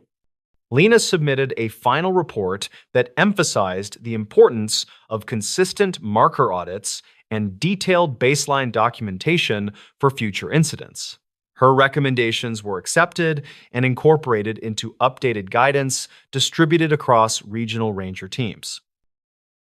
Years later, the trail remains open and the case remains referenced during training because it illustrates how the absence of clues can challenge professional confidence. Some locals claimed the unresolved nature of the incident reflects deeper risk, while others described the area as unchanged and familiar. The single remaining detail became a lesson in process rather than proof, reminding investigators that uncertainty demands structure rather than assumption. These night guard reports were almost lost. Security reports from a distribution facility near Dayton, Ohio, were nearly erased during routine data cleanup, yet several irregular entries prompted careful preservation by administrative staff. Supervisors initially described the reports as mundane. However, timing discrepancies and conflicting system logs created questions that documentation alone could not immediately resolve.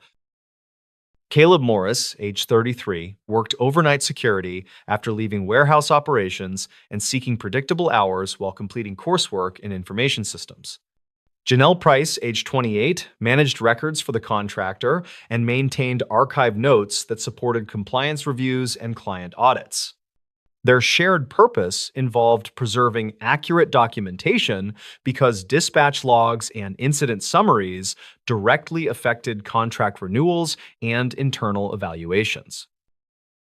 The facility processed retail returns and operated continuously with conveyor systems that produced steady mechanical noise throughout most areas of the building. State records listed the site as compliant following inspections in 2011, with lighting improvements reportedly completed shortly afterward. A county file from 2009 documented ownership transitions and noted inconsistent documentation practices before the current contractor assumed operational responsibility. During a scheduled migration of digital storage, Janelle discovered that several weeks of night reports were missing from the primary supervisor folder. She located a secondary directory labeled Legacy that contained fragmented files saved under inconsistent names and unverified timestamps. Those recovered entries included references to unexplained delays and repeated attempts to confirm status through radio communication that never appeared in official dispatch logs. Caleb reports described motion alerts near loading bay 3 that resolved before camera buffering completed upload to the internal server. He recorded that badge swipe data reflected entry times that did not correspond with patrol timestamps recorded on his handheld reporting device. Investigators never confirmed whether clock drift caused the discrepancies because later testing produced stable synchronization after firmware updates. One entry documented a prolonged interval of radio silence while Caleb stood within view of a fixed camera that showed no visible obstruction. Dispatch logs show he attempted 3 check-ins during that period, although supervisors later received only fragmented transmissions. Some locals claimed the building suffered from communication dead zones, while technicians documented consistent signal strength during scheduled daytime surveys. Janelle compared report timestamps against access control exports and identified clusters of anomalies that repeated during specific overnight shifts. She escalated the pattern to the regional manager, who instructed that all original files be preserved pending review. Archived notes attached to the files contained short objective observations written in calm language that contrasted with the implications suggested by the timing inconsistencies. One report stated that a conveyor section stopped without command while indicator lights continued showing normal operation for several minutes. Another entry noted that a secured door sensor toggled repeatedly despite physical inspection, confirming the door remained closed throughout the interval. Records conflict regarding whether maintenance occurred during that week because invoices were delayed and internal work orders lacked consistent documentation. The regional manager authorized a limited internal review and instructed staff that no digital material should be altered until retention obligations were clarified. Caleb continued working overnight shifts and agreed to wear an additional body camera supplied by the contractor for transparency. The footage showed routine patrol behavior and captured intermittent device alerts that aligned with low battery indicators rather than environmental activity. A subsequent data export preserved the recovered files and revealed that several anomalies coincided with power quality fluctuations recorded by the building management system. Engineers reportedly advised that voltage instability can disrupt clocks, sensors, and recording devices, which may generate conflicting entries across independent platforms. Investigators never confirmed the full impact of those fluctuations because baseline monitoring had not been implemented before the inconsistencies occurred. Janelle compiled a comprehensive packet containing dispatch logs, access reports, video stills, and archive notes for external compliance review. She emphasized uncertainty throughout her summary and avoided speculative language that could bias interpretation by reviewers. Compliance officers later acknowledged the clarity of the documentation and requested extended retention while comparing similar data from other contracted facilities. Several additional entries described minor irregularities that appeared insignificant individually, yet formed patterns when reviewed collectively over longer periods. Caleb documented instances where motion sensors activated without corresponding visual confirmation and where system clocks required manual correction. Those observations remained descriptive and did not include interpretation, which preserved the objective tone expected within professional reporting standards. Further review identified that older firmware within several monitoring devices lacked automatic synchronization features and relied on manual updates. A contractor later confirmed that inconsistent updates could gradually produce timestamp divergence across interconnected systems. That finding aligned with archived notes indicating that equipment upgrades had been postponed during earlier budget constraints. Janelle interviewed former supervisors whose recollections varied regarding when those devices were last serviced or recalibrated. Some stated that informal adjustments were made during routine patrols, while others believed that only certified technicians performed modifications. Records conflict regarding those practices because prior documentation lacked consistent procedural detail and approval signatures. The contractor implemented system-wide updates that included synchronized time servers, improved radio equipment, and revised reporting templates. Training materials were distributed to all guards, emphasizing the importance of documenting technical irregularities without interpretation. Caleb reported that the updated systems reduced the number of anomalies and made his nightly reports easier to complete accurately. During a follow-up review, months later, external auditors confirmed that reporting consistency had improved across multiple facilities operated by the same contractor. They cited the preserved files as a valuable case study, demonstrating how minor technical issues can escalate when documentation lacks clarity. Janelle efforts were referenced in internal training sessions as an example of effective record stewardship. Community discussion emerged after a former employee referenced the situation online without context and invited speculation from readers unfamiliar with documentation procedures. Some locals claimed the facility concealed serious incidents, while others pointed to the published updates and accepted the technical explanations. Records conflict within public retellings because simplified narratives replaced the cautious language originally used within official documentation. Several journalists requested comment after the discussion gained attention on regional forums, yet the contractor declined to elaborate beyond confirmed procedural updates. The company issued a brief statement emphasizing transparency and noting that internal improvements were implemented following routine quality assurance review. That response aligned with standard corporate practice and avoided assigning meaning to unresolved discrepancies within legacy records. The preserved files later became part of a broader training initiative that addressed digital retention and audit readiness across contracted security teams. Supervisors used the case to illustrate how near deletion of records can obscure accountability and limit opportunities for corrective action. Caleb participated in those sessions and described his experience as evidence that thorough documentation protects workers as well as clients. Years later, the archived reports remain stored within the contractor compliance system and are referenced periodically during internal audits. Janelle advanced into a regional compliance role and continued emphasizing careful preservation of primary source material. The reports were almost lost through routine cleanup, yet their survival ultimately improved procedures and clarified the limits of automated systems. The most unsettling cases from a roadside motel. A quiet roadside motel outside Yuma, Arizona appeared forgettable to travelers, yet internal reports suggested patterns that employees struggled to explain.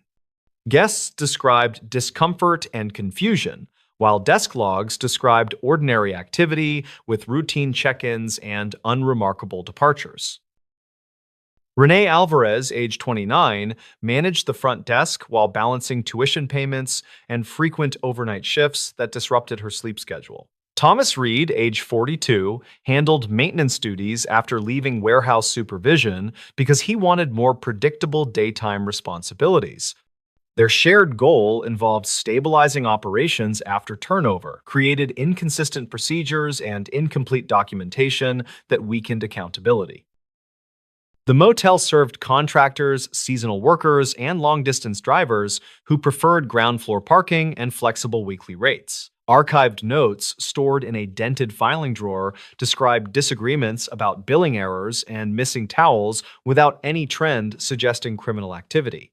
A county file from 2009 referenced inspection visits that listed minor electrical issues and ventilation recommendations that were reportedly addressed. Those documents did not explain why dispatch logs showed occasional welfare checks requested by guests who claimed the office phone would not answer. Renee created a new incident ledger because previous notebooks contained vague entries that failed to include times or room numbers.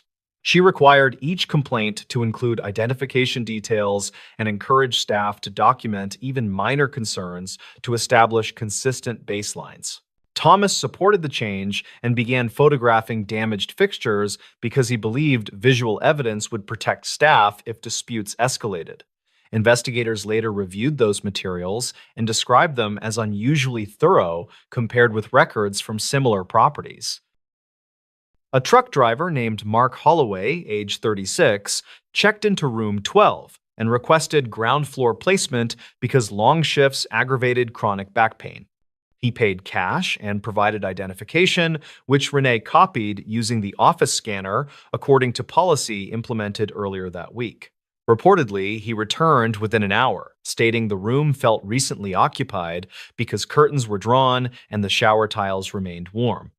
Renee verified the vacancy on the system and accompanied him to the door where air felt cool and no personal items were visible.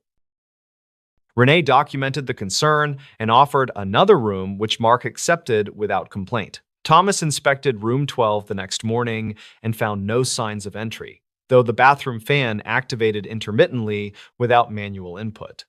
State records later reviewed by an insurer explained that older ventilation units can cycle automatically based on humidity sensors even without human presence. Records conflict about whether the fan was running when Thomas entered because his maintenance log referenced delayed activation. Another incident involved Kendra Wu, age 27, who worked as a traveling sales associate covering rural territories across southern Arizona. She stayed 3 nights and requested late checkout on her final morning because client meetings ended later than expected. She left a voicemail stating that someone knocked on her door at dawn and spoke her name with familiarity. Renee replayed the message and heard only static with faint rhythmic distortion that technicians later attributed to compression artifacts. Thomas reviewed corridor footage covering her door during the reported time window and observed no visible movement in the hallway. The camera system stored files locally and occasionally skipped frames when power dipped during high air conditioner usage. Dispatch logs show no emergency calls from the property that morning, which supported Renee's statement that the shift remained routine. Investigators never confirmed whether the anomaly reflected environmental interference or limitations of aging recording equipment. Tension increased during a summer heat wave when a stranded family checked in after their vehicle overheated along the shoulder. Javier Morales, age 31, traveled with his partner Anna, age 28, and their daughter Sophia, age 6, while waiting for roadside assistance. They occupied room 7 and requested extra water and towels, which Renee delivered personally to verify conditions. Javier later reported that someone attempted to enter the room using a key that partially engaged the lock before stopping. Renee accessed electronic logs and found no duplicate entries issued for room 7 after check-in. Thomas tested the locking mechanism and noted that the strike plate could misalign when humidity caused the door to expand slightly. A county file from 2009 described a similar issue at a nearby property that was resolved with upgraded hardware. The owner approved replacements shortly afterward, though the timing overlapped with the end of peak travel season, which complicated interpretation. Renee noticed that many reports clustered around rooms near the vending area, which produced constant vibration during compressor cycles. She requested professional evaluation and provided copies of archived notes and dispatch logs to a regional safety consultant. The consultant determined that sound traveled unusually through wall cavities left from earlier renovation work. That finding explained how voices from the parking lot could appear to originate inside rooms without implying unauthorized presence. Further testing revealed that corridor lighting emitted low-frequency electrical hum that interfered with older smoke detectors and created unpredictable clicking sounds. When guests operated fans, air conditioners, and televisions simultaneously, the combined vibration reportedly produced rhythmic knocking effects. Those explanations aligned with guidance documented in state records for similar roadside properties constructed during the same period. Records conflict only on whether previous owners attempted mitigation because invoices and receipts were missing from financial archives. Renee introduced clearer reporting protocols and placed signage encouraging guests to report irregularities immediately instead of after departure. Thomas trained new hires to photograph door frames and lock plates whenever maintenance occurred to preserve verifiable records. The owner invested in upgraded camera equipment with cloud backups, which reduced skipped frames and improved staff confidence. Online reviews stabilized after these changes, which suggested that transparency reduced anxiety among cautious travelers. Several months later, a retired teacher named Alan Brooks, age 62, stayed for 2 nights while visiting family in nearby suburbs. He reported difficulty sleeping because intermittent tapping sounds continued even when his television and air conditioner were turned off. Thomas inspected the exterior and identified loose gutter brackets that shifted during temperature changes and transmitted vibration through the structure. Repairs were completed the next afternoon, and Allen later acknowledged the improvement before checking out.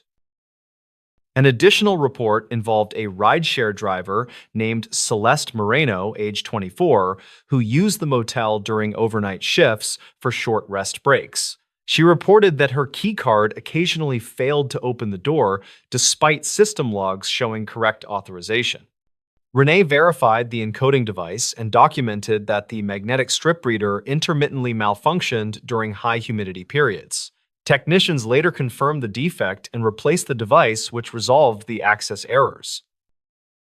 A regional contractor reviewed accumulated documentation and concluded that the majority of unsettling experiences resulted from infrastructure aging rather than deliberate misconduct.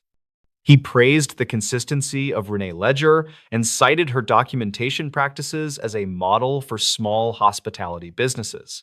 That evaluation was shared with ownership and referenced in future training materials used during staff orientation.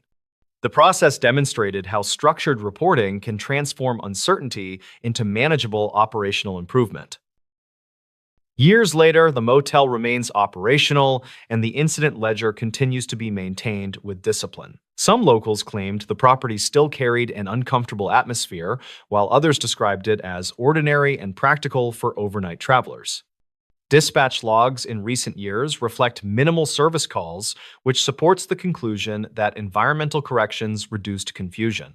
The cases endure primarily because fragmented records once allowed imagination to fill gaps left by incomplete technical understanding. Never enter this church basement alone. The basement door at a small church in Spokane, Washington, remained locked after closing hours, yet volunteers reported noises during inventory work.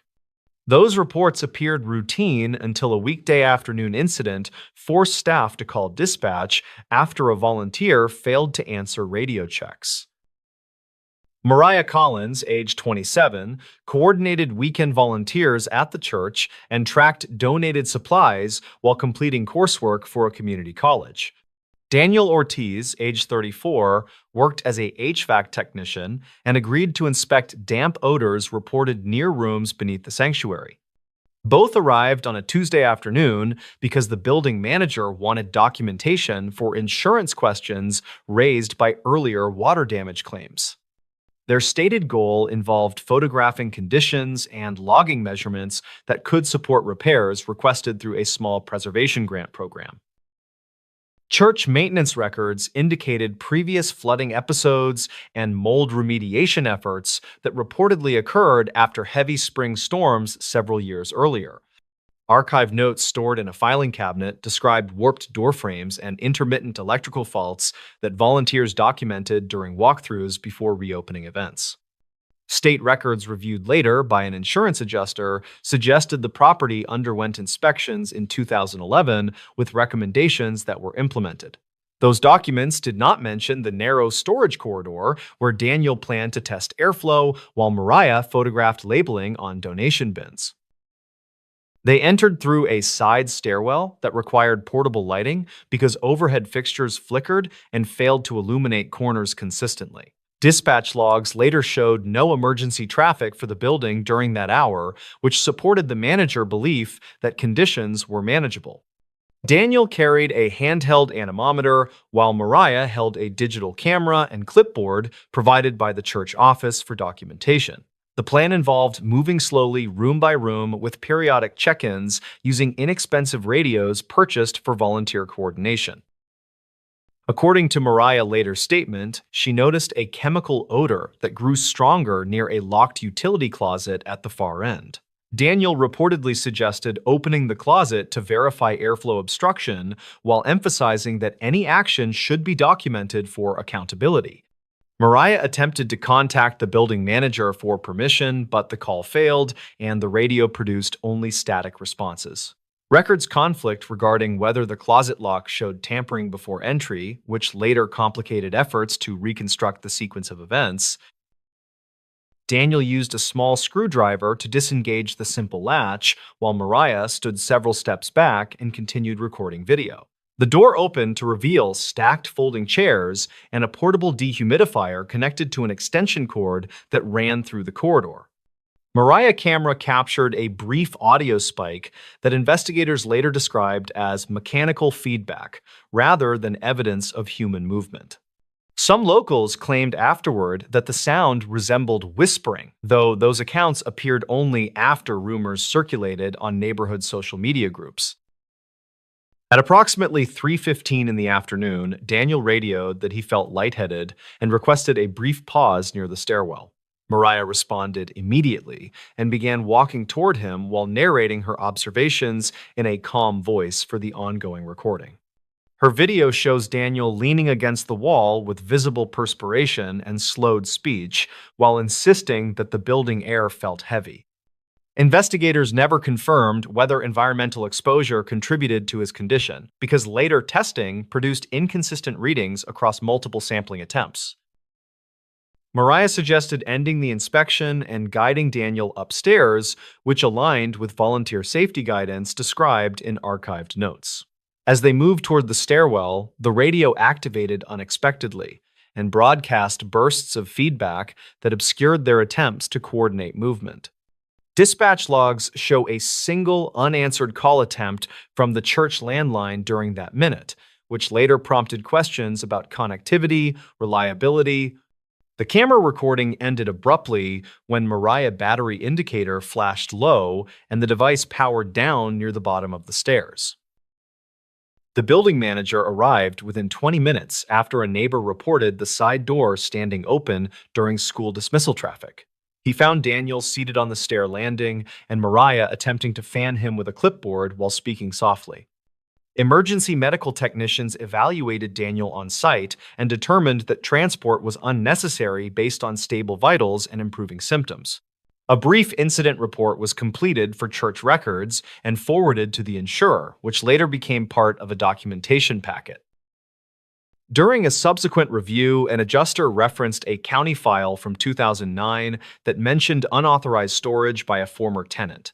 That file described disposal of solvents and cleaning agents under supervision, though investigators never confirmed whether residues persisted within wall cavities. Records conflict about the timing of those activities because church leadership changed hands several times, and older documentation was reportedly misplaced. Mariah provided her partial video and written notes to the insurer, which later circulated among contractors evaluating remediation options. Daniel scheduled a follow-up appointment with his primary care physician, who documented dehydration and recommended rest after reviewing the incident timeline. He returned to work the next week and reported no ongoing symptoms, which influenced the insurer decision to close the medical portion. Mariah continued volunteering, but requested that future inspections include professional monitors and clearer procedures for communication during basement activities. Her request was added to the safety plan and approved by the board during a routine meeting held the following month. Despite the administrative resolution, the incident attracted attention after a volunteer mentioned the event to friends who shared speculation online. Some posts implied hidden dangers, while others repeated exaggerated details that were not supported by dispatch logs or contemporaneous documentation. The church issued a short statement emphasizing transparency and sharing that independent testing would occur before any future use of the basement. Local coverage summarized the event cautiously and noted that investigators never confirmed wrongdoing, while acknowledging that records conflict complicated interpretation. Contractors performed air sampling and surface swabs across multiple rooms and reported that results varied depending on location and ventilation conditions. A follow-up assessment recommended sealing gaps around ductwork and replacing the aging dehumidifier to improve circulation throughout the lower level. Those recommendations aligned with guidance found in state records for similar facilities experiencing moisture intrusion and intermittent electrical issues. Work orders were approved and scheduled over several weekends, which limited disruption to programs and allowed volunteers to observe safer practices. By late summer, the basement reopened for supervised use, and signage outlined new procedures for entry monitoring and communication responsibilities. Mariah assisted with training sessions and demonstrated how to document conditions using standardized forms that improved consistency across volunteer teams. Daniel declined further basement work, but occasionally visited the site and spoke with contractors about airflow improvements based on his professional experience. Their cooperation became an example cited by the manager when discussing risk reduction during orientation for new volunteers and visiting community partners. Years later, the incident persists in conversations because details remain incomplete and because human memory reshapes events when documentation appears fragmented. Archived notes preserve practical lessons, while dispatch logs anchor the timeline, which limits how far speculation can extend beyond verified facts. Some locals claimed the building changed after renovations, while others observed no difference, which underscores how perception diverges from measurable outcomes. The church continues its work with quiet consistency, and the basement remains accessible under procedures designed to prevent uncertainty from overshadowing service. The strange truth about this hospital wing. Staff at a mid-sized hospital in northern Illinois quietly avoided one hallway, although official maps still listed it as active. They never claimed anything supernatural, only that records surrounding the wing never seemed to agree. New employees usually learned the pattern by noticing how often supervisors redirected patients elsewhere. No one explained why in full. The hospital sat outside Rockford, Illinois, serving several surrounding rural counties with trauma and long-term care services. Its East Wing was added in the 1980s to expand recovery capacity after a regional population increase. State records described it as operational, yet archived notes listed multiple unexplained closures. County file from 2009 referenced administrative inconsistencies without further clarification. Nora Feldman was 32, a respiratory therapist assigned rotating night shifts across all patient floors. Her goal was simple: gain experience, maintain stability, and transfer closer to family within 2 years. Nora followed protocols carefully and rarely questioned departmental decisions. Her dispatch logs later placed her repeatedly near the East Wing nursing station. Jacob Reed was 41, a hospital maintenance supervisor responsible for infrastructure inspections and safety compliance. He focused on electrical systems, ventilation flow, and structural vibration reports. Jacob trusted documentation more than rumors. yet he often noticed mismatched dates on repair tickets. He kept copies of those tickets inside a personal folder. The third individual was Clara Jennings, 26, a medical records assistant tasked with digital archiving. Her responsibility involved transferring paper charts into long-term electronic storage. Clara spent hours reviewing admissions, discharges, and interdepartmental transfers. She began noticing repeated gaps in East Wing patient files. Official floor plans showed the East Wing contained 12 recovery rooms, one supply station, and a physical therapy area. However, modern patient databases listed only 7 rooms as active. Investigators later noted that historical updates never explained the reduction. Records conflict about when the other rooms were removed from use. Nora first realized something felt wrong when she attempted to deliver oxygen equipment to room 12.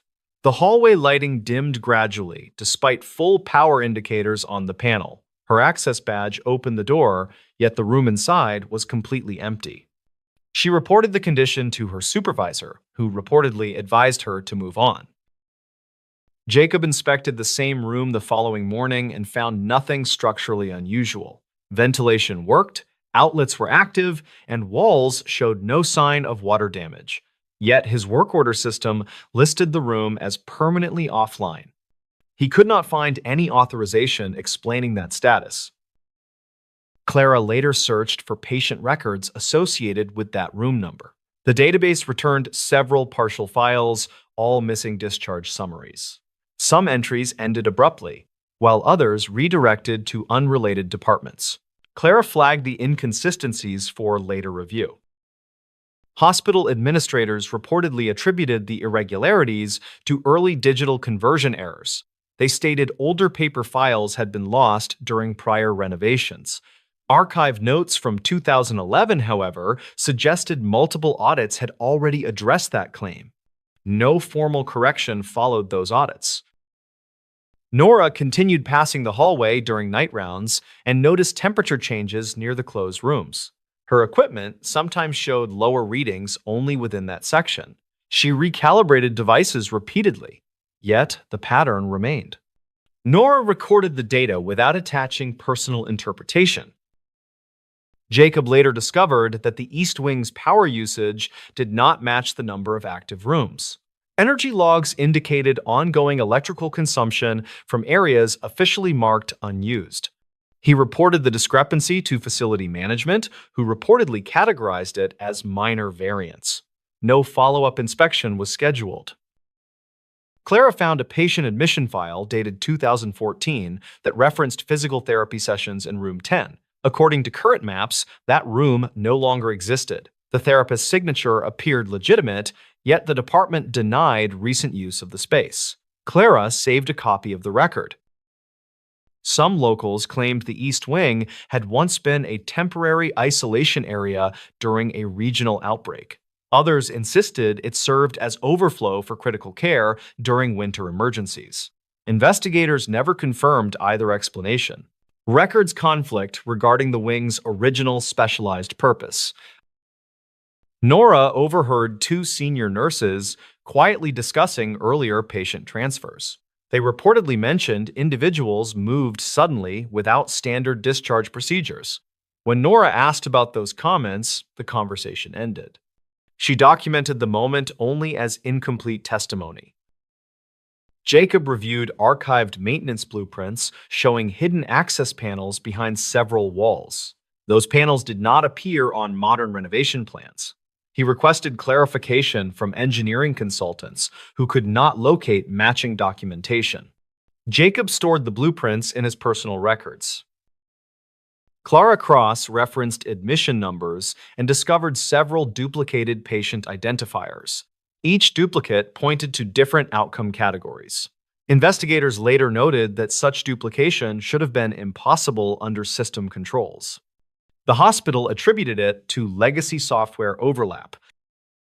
The first external audit occurred after a patient family requested a transfer history explanation. Their relatives' file listed treatment locations that no longer matched existing departments. Hospital representatives provided a simplified summary without addressing those discrepancies.